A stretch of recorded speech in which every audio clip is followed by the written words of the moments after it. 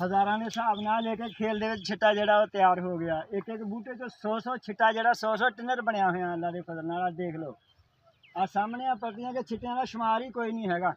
माशाअल्लाह जी माशाअल्लाह, हाँ बहुत सोहनी लगदी है जी, देखने नूं भी फब रही है पूरी माशाअल्लाह, बड़ी जबरदस्त है जी माशाअल्लाह। कणक खान साहब दी अल्लाह दी याद बरकत पावे। बाकी इंशाअल्लाह अल्लाह खैर करे गहाई दे वक्त दोबारा वीडियो बना के भरावां नूं पेश करांगे जी। शामी इधर नूं मारदा आ पट्टियां इदां दिखा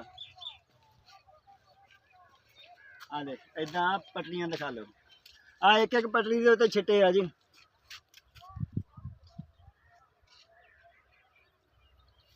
ते जे छिट्टे का साइज देखिए छिट्टे का साइज दरम्याना वा, लेकिन ये जड़ियाँ कुंडियां वा 30 32 कुंडियां एक एक छिट्टे दे विच मौजूद है जी।